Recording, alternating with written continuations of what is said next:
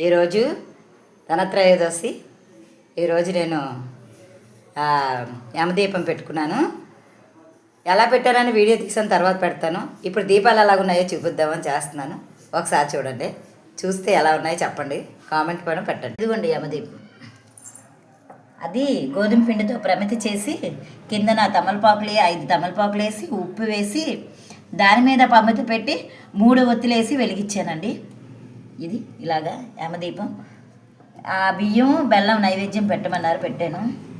ఇది దీపాలు, ఇవి నార్మల్ దీపాలండి. కనిపిస్తుందా? ఇగోండి ఇలా పెట్టాను.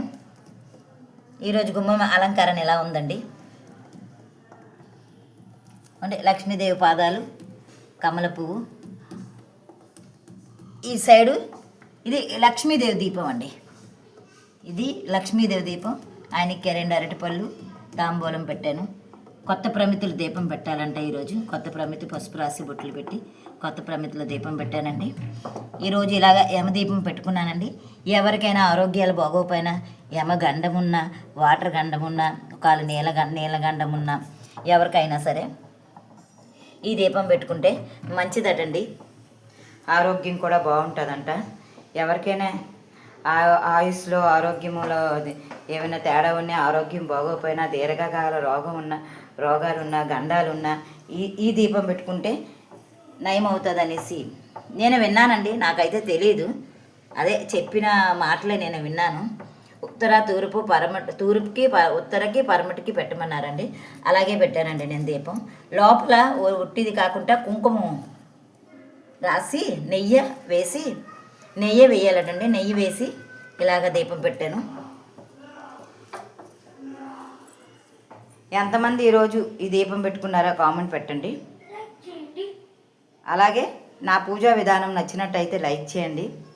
అలాగే నా మాట కూడా ఏమైనా తేడా ఉంటే నన్ను క్షమించండి.